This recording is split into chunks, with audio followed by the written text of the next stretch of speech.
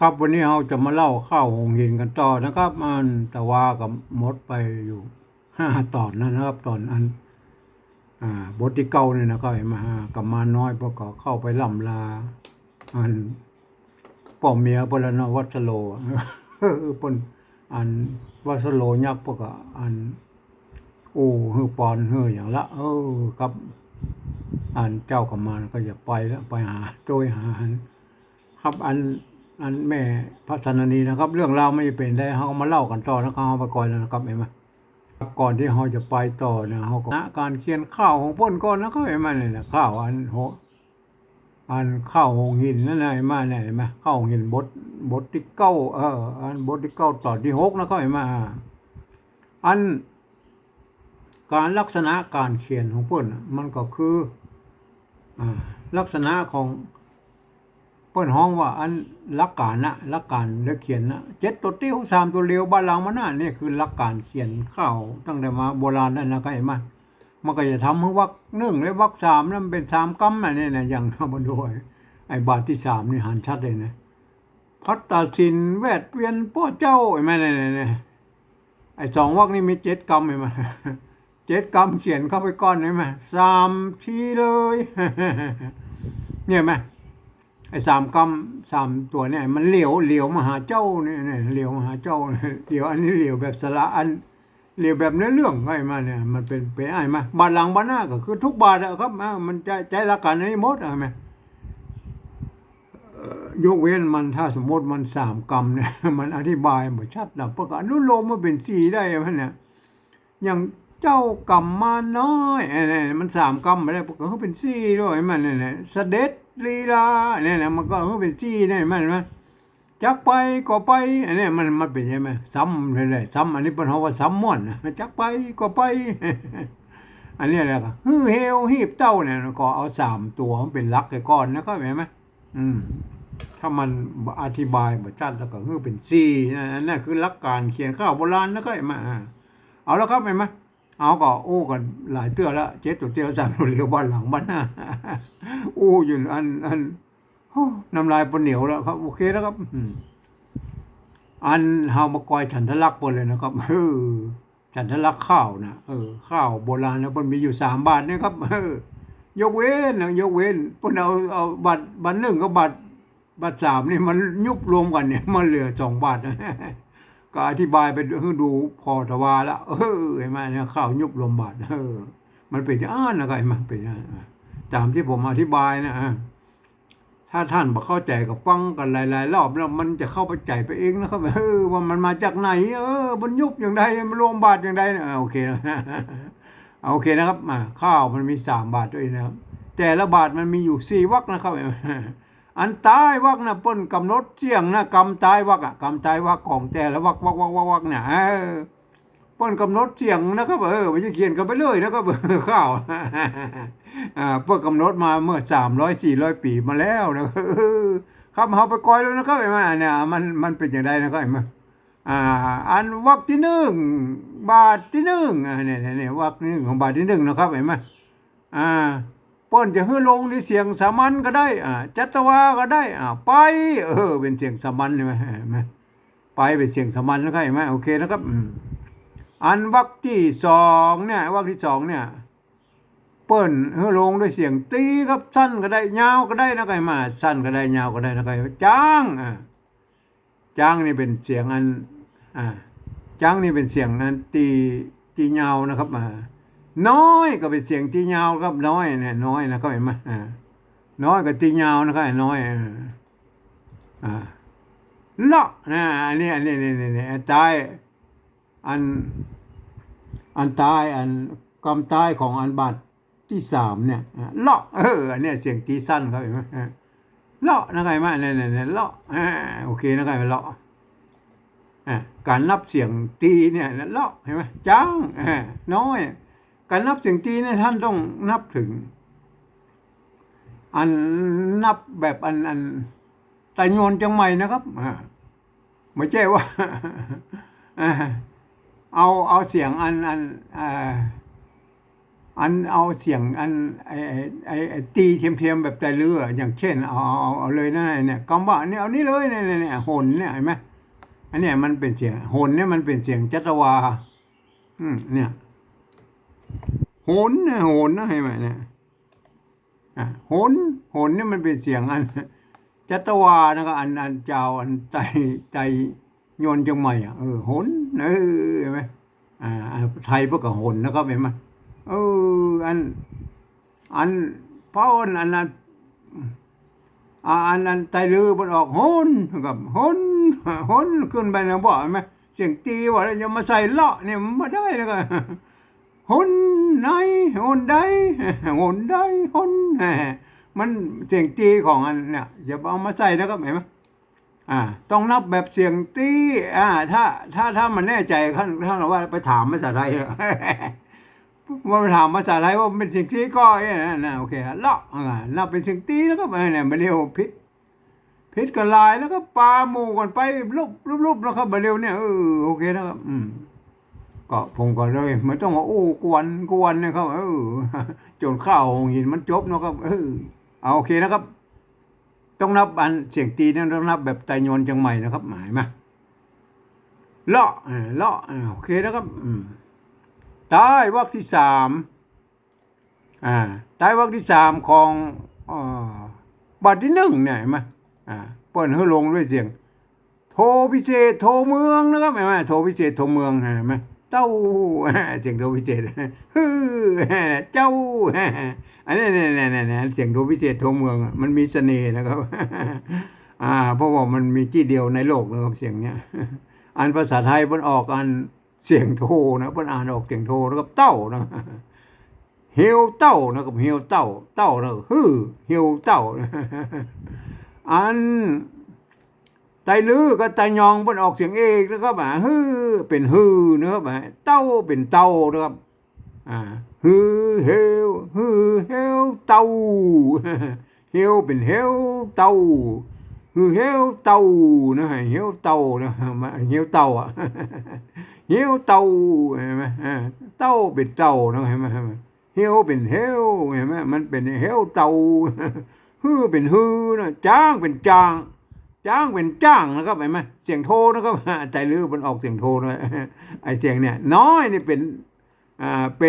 น้อยเป็นน้อยนะครับน้อยเป็นน้อยนะครับน้อยนะครับมันน้อยเนี่ยมันเสียงอันไตลือกับไตยองมันเป็นอี้หรอกครับไตลือกับไตยองพวกอันเดียวกันนะครับไตยองนี่มันเป็นกันเจ้าไตลือที่มันปุ้นอยู่เมืองยองมันเชียงตุงนะครับเพื่อนเอามาอยู่ปูนนี่เมื่อ200 ปีที่แล้วก็เสียงมันก็ยันกว่าอันไตลือปัจจุบันนิดๆนะครับเพราะมันมาเมินละโอเคนะครับเอาก็อ่านวรรคที่สี่เนี่ยอันนี้โทพิเศษนะครับเน้นนะครับเน้นโทพิเศษนะครับเห็นไหมอ่านวรรคที่สี่ลงด้วยเสียงสามัญนะครับเสียงสามัญนะครับเห็นไหมมาเป็นเสียงสามัญนะครับโอเคนะครับมาเป็นเสียงสามัญนะครับเห็นไหมได้แล้วใช่ไหมบาทเนี่ยบาทนี้ได้ละได้ไปบาทนึงแล้วเอาบาทที่สองนี่ก็คือบาทก้อมเข้าก้อมนะครับท่านต้องนึกถึงอันนั้นสาวรับเจ้าที่เข้ามากองเบาเดี๋ยวกองกันจิ้งกันต้มกันจิ้งกันน้อยนะนั่นอันนั้นปุ่นยกจันทลักษณ์ไปเขียนมาเมื่อ100 ปีที่แล้วนะสาวรับเจ้าเสียงตีครับตียาวนะครับอันเจ้ากับมันน้อยกับเสียงตียาวกับน้อยเจ้ามันน้อยเสียงตียาววรรคที่สองนี่ลงด้วยเสียงอันจัตวานะครับผาเนี่ยเห็นไหมผาเป็นเสียงจัตวานะครับวรรคที่สามลงด้วยเสียงอันสามัญครับสามัญนะครับเห็นไหมลานะครับลาโอเคนะครับเห็นไหมวรรคที่สี่ที่ลงด้วยเสียงโทพิเศษโทเมืองครับเต้านะครับโอเคได้เนี่ยมาฉันทลักษณ์เฮาได้ไป2 วันแล้วนะครับเนี่ยสีชมพูเนี่ยที่หมายไว้เนี่ยโอเคนะครับอันบาทที่สามนะครับวรรคที่หนึ่งของบาทที่สามเนี่ยเห็นไหมวรรคที่หนึ่งนะครับใต้กำใต้ป้นลงหลักการเดียวกับอันวรรคที่หนึ่งของบาทที่หนึ่งเนี่ยก็คือลงสามัญก็ได้จัตวาก็ได้ศิลเป็นเสียงจัตวากับศิลพัตตศิลนี่มาเสียงจัตวาแล้วก็มาอันวรรคที่ วรรคที่สองนี่ลงด้วยเสียงโทพิเศษโทเมืองนะครับโทพิเศษโทเมืองครับเจ้านะครับเจ้าเป็นเสียงโทพิเศษโทเมืองนะมันมีเสน่ห์นะเสียงโทพิเศษโทเมืองนะเห็นไหมแล้วก็วรรควรรคที่สามนี่ลงด้วยวรรคที่สามนี่ลงด้วยเสียงสามัญครับสามัญครับเลยเป็นเสียงสามัญนะครับโอเคนะครับอันวรรคที่สี่นี่ลงด้วยเสียงตีนะครับเห็นไหมตีสั้นก็ได้ตียาวก็ได้ไหมเลาะเลาะไปตะกี้นะเลาะการนับเสียงตีนั่นต้องนับแบบไตโยนเชียงใหม่นะครับเห็นไหมจะไปเอาเสียงที่เสียงจารวาของไตโยนเชียงใหม่แล้วไตลือมันออกเสียงตีนะแล้วก็เอามาใส่มาใจนะครับมันเดียวเข้าใจผิดกันไปหมดอ่ะก็ท่านก็ไปพอไปว่าพงด้วยครับผมคนเดียวมาไหวละผมอธิบายไปมือพอเนี่ยเจ้าละนาดูนะก็อันฉันทลักษณ์อันโบราณบ่เขียนเอี้ยนครับข้าวหินเลยแม่ตามสีชมพูที่หมายไว้เนี่ยอันนี้คือฉันทลักษณ์นะครับฉันทลักษณ์ฉันตะลักษณ์ฉันตะลักษณ์โอเคนะครับเปิ้นกับโน้ตเสียงนะครับไม่ใช่เขียนไปเลยนะโอเคนะครับทีนี้เรามาอู้ถึงที่ปนห้องว่าข้าวนะมันเป็นอย่างไรนะครับมันมาอย่างนี้นะครับเปิ้นจะเอามากองกันนะครับเห็นไหมแต่ละบาทนะเพื่อจะกำต้ายของแต่ละบาทเนี่ยมากองกับวรรคที่สองของบาทต่อไปนะครับเห็นไหมก็คือบาทที่สองเนี่ยเห็นไหมมากองกับผาเนี่ยกองก็คือสัมผัสสระอาเหมือนกันเนี่ยเห็นไหมสัมผัสสระนะครับเห็นไหมอันใต้ของบาทที่สองเนี่ยเต้าประกอบกองกับใต้ของวรรคที่สองของบาทที่สามเนี่ยเจ้าเห็นไหมเนี่ยเจ้าเห็นไหมเนี่ยประกอบกองอันนี้ใต้ของบาทที่สามเนี่ยเลาะพวกก็เอามากองกับใต้วรรคที่สองของบาทที่หนึ่งนะครับของบทต่อไปไหนเสาะเห็นไหมโอเคนะไงไหมข้าวมันก็จะเป็นอย่างไปตลอดนะกับการสัมผัสระหว่างบาทเห็นไหมมันจะเป็นไปตลอดนะครับเนี่ยคือพระเจ้าสละไปก้องกันนะครับโอเคนะครับทีนี้เรามาอู้ถึงความสัมพันธ์ของแต่ละวรรคแล้วก็แต่ละวรรคมันเหมือนอันแต่ละบาทนะครับแต่ละบาทพวกเอาสละมาก้องกันนะครับที่พวกเราว่าเจือกข้าวเหมือนไปกับเจือกมันหายไปกับห้องว่าข้าวเฉยๆนะก็เลยเป็นข้าวแล้วก็แต่ละวรรคนี่เพื่อจะเน้นเน้นการสัมผัสแบบเนื้อเรื่องเป็นส่วนใหญ่นะครับมาภายในวรรคนะแต่ถ้าสมมติว่ามันพุกสัมผัสสละได้แล้วมันก็ดีแล้วก็ดีโอเคนะครับเอามาว่าไปเป็นวรรคไปเลยนะก็วรรคหนึ่งวรรคสองนะของแต่ละบาทเนี่ยโอเคนะครับจักไปก็ไปเจ้าพระเนี่ยเจ้าพระเห็นไหมเจ้าพระเจ้าจางเห็นไหมไม่ใช่เหมือนบัดเดียวนะบัดเดียวจะเอาจักไปก็ไปอันใดเจ้าจางไก่เจ้าจางไก่เจ้าจางอย่างเงี้ยเอาสระไอไม่ใส่นะก็เลยเป็นหมูเหลืองนะป่นบอกเตอะพระเจ้าจางเลยเห็นไหมเนี่ยอันเนี้ยบาทที่สองนะเจ้ากลับมาน้อยก็ขึ้นโหงผาเนี่ยก็ขึ้นเลยนะว่าขึ้นเนี่ยการขึ้นโหงผาไปเลยใช่ไหมเนี่ยเห็นไหมบ่ต้องเอาสระออยมาใส่บ่ต้องมาหามาใส่แม่เนี่ยก็ขึ้น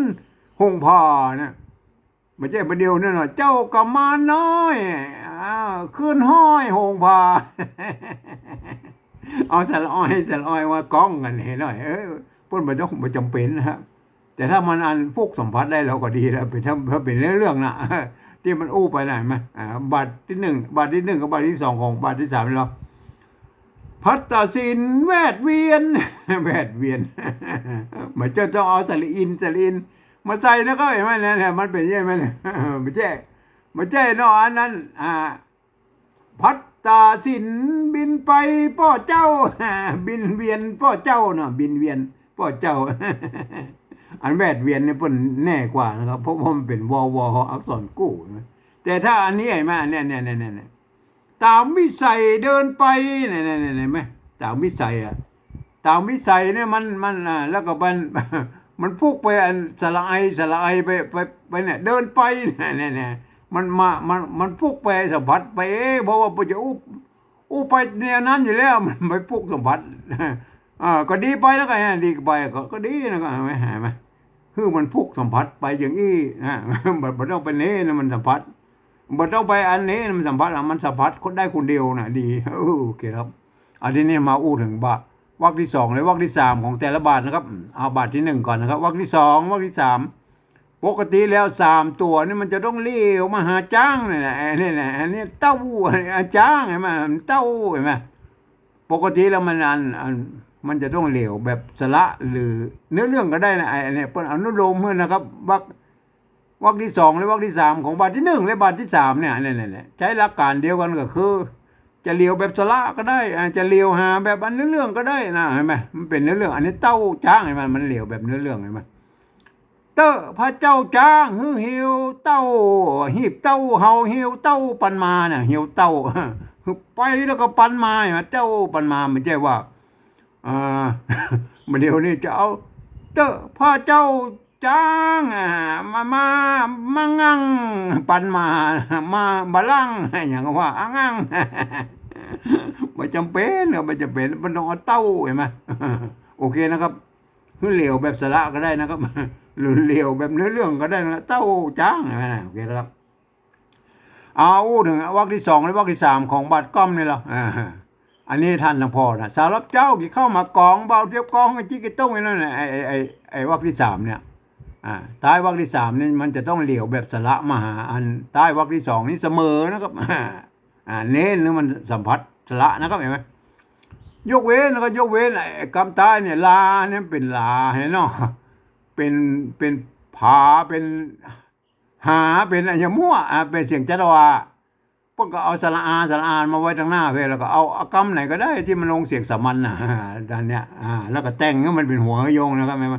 เพราะว่าอันใต้วรรคที่สามเนี่ยอันของบาทก้อมเนี่ยเพิ่งกำหนดอันด้วยว่าเป็นเสียงสามัญว่าก็โอเคนะครับเห็นไหมอันหัวโยงอันหัวโยงก็อธิบายไปหลายครั้งแล้วนะครับก็ท่านก็ไปฟื้นพอเอาเองแล้วค่อยมาสำหรับ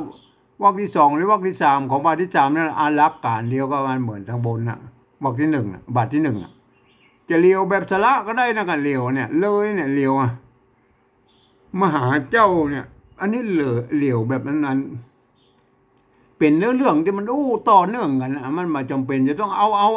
อยู่เนี่ยเวียดเบียนพ่อเจ้ามามัวเมาเรียบเลาะมาเงาอย่างมั่วสละเอามาใส่เนี่ยมันจะเป็นสามทีเลยเรียบเลาะแวดสามรอบนั่นแหละเลยเรียบเลาะไปเลยใช่ไหมเนี่ยเรียบเลาะเนี่ยมันเป็นยังไงอันเนี้ยมันเปิ้นบอกว่าอันหลักการเขียนเปิ้นอย่างอี้โอเคนะไงไหมเอาละต่อไปวรรคที่สามและวรรคที่สี่นะครับวรรคที่สามวรรคที่สี่ของบาทที่หนึ่งและบาทที่สามเนี่ยเมื่อ100 ปีที่แล้วในสมัยโฮงพิมพ์ผู้เลี้ยงเมืองใจเนี่ยมันเปิ้นหิมปิดติดกันนะครับเปิ้นถือว่าเป็นวรรคเดียวกันนะครับเหี่ยวหิบเต้าปันมาสามทีเลยเรียบเลาะโอเคได้ไหมเปิ้นถือว่ามันอาจจะสัมผัสอันภายในได้นะครับถ้ามาพิมพ์ติดกันเนี่ยอย่างว่าเลยกับเรียบเนี่ยมันเป็นรอแล้วไงมันก็เลยสัมผัสอักษรใช่ไหมสามทีเลยเรียบเลาะเนี่ยแล้วมันเป็นม้วนใช่ไหมมันการสัมผัสในใช่ไหมอันบนนี่เฮียวหิบเต้าปันมาอันนี้มันได้สัมผัสสระมาได้สัมผัสอันนั่นก็แล้วไปแล้วก็อักษรโอเคได้ไหมแต่ประเดี๋ยวนี้เฮาปัจจุบันนี้เฮาแยกกันเป็นอันเนี่ยแยกเป็น2 วรรค 2 วรรคเห็นนะก็ไม่วรรคที่ว่าเนี่ยก็บ่เป็นยังก็โอเคนะก็ถือว่าดีไปนะครับเพราะว่ามันใต้ของแต่ละวรรคนะมันเปิ้นกำหนดเสียงไว้แล้วนะครับเอาแล้วครับมาวรรคที่3และวรรคที่4ของบาทก้อมนี่แหละครับอันนี้ก็หลักการเดียวก็เหมือนวรรคที่1วรรคที่2ของทั้งเพศทั้งหน้าแบบก็นี่เป็นการสัมผัสเป็นเนื้อเรื่องเป็นส่วนใหญ่ไปก่อนนั่นถ้าสมมติมันพุกสัมผัสได้หรอก็ดีนะกันอย่างย่าลีลาแล้วก็เวหาเนี่ยอย่างไงไหม ลีลาก็เวหาเนี่ยมันอันนี้มันถือว่าพุกสัมผัสไปนะก็ ก็ดีนะครับมีหาไหมอันนี้ถือว่าพุกสัมผัสนะครับเห็นไหมลากับหาเนี่ย อันนี้ไม่ใช่ว่าตั้งใจแล้วมันเวหากับฟ้านั่นแหละเห็นไหมเห็นไหมละโอเคนะครับถือว่าพุกสัมผัสไปก็ดีแล้วเห็นไหมแต่ฮือเน้นเอาอันนี้มันเป็นเนื้อเรื่องหูเรื่องกันไปก่อนนะครับโอเคนะครับโอเคนะครับเอาละเรื่องการสัมผัสนอกสัมผัสในท่านก็หูแล้วนะครับเห็นไหมทีนี้เรามาแถมอันเรื่องข้าวที่อันโบราณเนี่ยเปิ้นจะเน้นให้มันม่วนเปิ้นจะ เน้นอยู่3-4อย่างนะครับที่มันจะข้าวมันม่วนก็คือเอกทรงนะครับเอกทรงนะครับเห็นไหมเอกทรงเห็นไหมเปิ้นหานอันเสียงตีอยู่ที่ไหนเสียงโทพิเศษอยู่ที่ไหนบ่ได้ก็เปิ้นก็จะเอาหาอันเอกทรงเขาไปใส่แล้วครับเอกทรงนี่มันก็ทรงแล้วมันม่วนนะครับเห็นไหม ก็หาบ่ได้ก็บ่เป็นหยังนะแต่พยายามเอาเอกทรงเข้าใส่นะครับเห็นไหมโอเคนะครับอันที่สองก็คืออักษรกู้นะครับอักษรกู้ใช่ไหมตัวอักษรที่มันติดกัน2ตัวนะใช่ไหมแล้วก็สระกู้นะใช่ไหมสระกู้อันที่3อันที่4ก็กำซ้ำม่วนเนี่ยไปเนี่ยกำซ้ำๆมันซ้ำๆจักไปก็ไปมาอย่างนี้ แล้วมันม่วนไปเองมันซ้ำม่วนใช่ไหมเอาไปดูนะใช่ไหมเอาไปดูอันนี้ก็อันนี้ซ้ำหมดละไปมา ไปจักไปก็ไปเนี่ยกำปนเอาว่าซ้ำหมด อันนี้ซ้ำหมดนะครับเจอวันนี้เมินก็เจอไอ้เจ้านะซ้ำหมดนะเจ้าพระเจ้าแล้วก็พระเจ้าจ้างอันนี้ถือว่ามันบ่มีเอกทรงนะครับ มันบ่มีเอกทรงก็ถือว่าเป็นอันนี้มันพิมพ์ผิดครับมันเป็นเจ้าช้างโอเคนะครับไหมโอเคนะมันเป็นจอนะครับเจ้าจ้างนะครับจ้างนะครับ โอเคนะครับอันนี้จอนะครับเจ้าจ้างมันมีอันเอกทรงก็เอาจอนะเจ้าจ้าง โอเคนะครับไหมอันนี้ไหมมันมีเอกทรงก็เอาจออย่างนี้เอาจอเฮียวเต้าเห็นไหมมันปกติเราจะเอาเอกทรงมันมาเป็นซีก็เฮียวฮีบเต้านะฮีบมันเป็นเสียงโทนะก็เอกทรงได้นะก็เห็นไหมอันนี้ป้นภาษาก็แบบนี้เพราะ3ตัวเฮียวเต้าปันมา เอาละต่อไปเจ้ากำมาน้อยอันนี้ก็บ่มีอันเอกสำละโอเคนะมั้ยก็ขึ้นนี่แม่เนี่ยขึ้นอยู่ที่นี่มั้ยเนี่ยแม้ขึ้นอยู่ที่นี่ป้นก็เอาก้อเนี่ยก้อนี่มันนี่อยู่นี่นะจกกะไม่กังบนเนี่ยปกติแล้วมันจะต้องมีไม่เยาะนะครับเห็นไหมก็เอกนะครับเอกทรงนะเห็นไหมก็ถือเอกทรงนะเห็นไหมก็คือเอกทรงนะครับเห็นไหมโอเคเอกทรงอันเนี้ยก็นี่ทรงกับขึ้นเนี่ยนะขึ้นเสียงโทพิเศษเห็นไหมอันนี้เอกทรงแล้วมั้ยหงพานะครับเสด็จลีลาลีกับลาลีกับลาลีลารอนะครับเห็นไหมลีลาเนี่ยรอเป็นอักษรกู้นะครับเวหาต้องเต้าไอ้ต้องนี่มันอยู่บนนี่ไม่เยาะนะครับถือว่าเอกนะครับเห็นไหมมาเขียนเป็นกับโอ้ไปเลยมันเนี่ยต้องเต้านะครับเป็นเอกทรงนะครับอันเนี้ยเอกทรงนี่มันมีอยู่4แบบนะครับ คือไม่เอกเสียงเอกนะครับไม่เอกเสียงโทอันนี้เป็นไม่เอกเสียงโทนะครับ แล้วก็เสียงเอกแล้วก็เสียงโทนะครับอันนี้เสียงเนี่ยอันนี้ไม่เยาะนะครับเสียงโทนะต้องเต้าเป็นตอทำตัวเอกทงแล้วก็ตอทำตัวใช่ไหมพัตตาสินแวดเวียนแวดเวียนวนะครับเนี่ยวนะครับแวดเวียนนะครับแวดเวียนมันเป็นอักษรกู้นะครับนะครับแวดเวียนป้อเจ้าเจ้ามันเสียงโทพิเศษนะครับป้อนี่มันนี่ป้อมันดูบนเนี่ยนะไม่ตัวป้ามันเนี่ยไม่เยาะนะครับไม่เอกนะไม่เยาะโอเคได้ไหมเป็นป้อเจ้าเอกทรงนะครับเป็นเอกทรงเห็นไหมมีนักแล้วมันหมดนะครับ แวดเวียนป้อเจ้าแวดเวียนมันเป็นอักษรกู้นะแวดเวียนป้อเจ้า3 ทีเลย 3 ทีเลยเรียบเลาะ เรียบเลาะเรียบเนี่ยมันเป็นอันเรียบมันเป็นเสียงโทนะครับเสียงโทนะครับเรียบให้เรียบโอเคนะครับเรียบ เรียบมันเป็นเสียงโทนะเลาะเป็นเสียงตีนะเห็นไหมเรียบมันส่งเสียงเนี่ยเรียบมันส่งเสียงอันตีเนี่ยเรียบเลาะเรียบเลาะนะครับเห็นไหมเห็นไหมแถมปอมเป็นล้อแถมล้อเรียบเลาะโอเคนะครับมาท่านก็หันแล้วนะครับพยายามหาอีกส่งใส่นักๆนะครับเห็นไหมอันคือมันเป็นอันอักษรกู้นักอย่างเงี้ยเนี่ยแวดเวียนเนี่ยโอเคได้ไหมเรียบเลาะต้องเต้าเนี่ยนักเห็นไหมคือเป็นสระกู้นักเห็นไหมถ้ามันเป็นสระกู้เห็นไหมคือมันมีกำซ้ำม่วนพ้องอย่างจักไปก็ไปมันเป็นอย่างนี้หรือไปนู่นไปนี่อย่างเงี้ยนะครับเนี่ยมันซ้ำแล้วมันม่วนก็นั่นนะโอเคนะครับมาอันนี้คือลูกเล่นของอันข้าวโบราณนะครับโอเคแล้วครับท่านก็หันแล้วนะครับเห็นไหมการอันลักษณะของการเขียนข้าวโบราณทีนี้เรามาอู้กันต่อแล้วนะข้าวเล่าตะวาแล้วนะปันวัสโลยักษ์พ่อเมียอันกับมันน้อยเนี่ยป้นกับอันเทศไม่ใช่เทศคือปอนนะคือปอนไปสักหน่อยละโอเคนะอันนี้เก่งกรรมสุดท้ายแล้วป้นก็จะป้นก็จะว่าอะไรไหมจักไปก็ไปเตอะพระเจ้าจางฮือเฮวเต้าปันมาไปเตอะแต่ฮือมันเฮวก็โวยปันปิกมานะปันปิกมาโอเคหน่อยไหม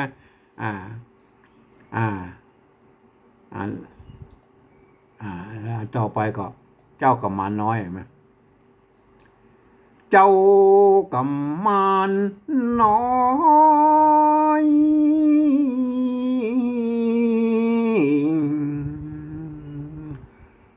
ก็ขึ้นหงผาเสด็จลีลาเวหาต้องเต้า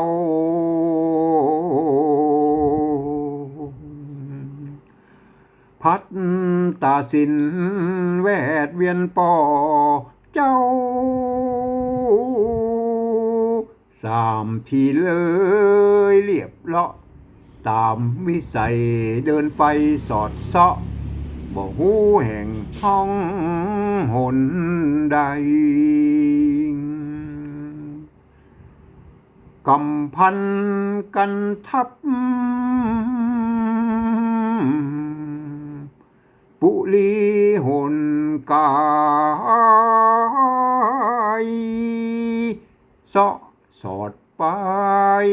บ่ประจวบเจ้าถึงเมือง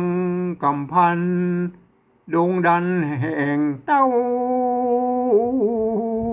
พอเล็งลงลุ่มปืนอันเป็นวิมานบ้านจองขะคืนใสสว่างเลี่ยมพายพันเอาล่ะเห็นเมืองถึงเมืองแล้วโอ้โหใหญ่เลยนะทางลุ่มเห็นเมืองอะไรสังเกตตัวแล้ว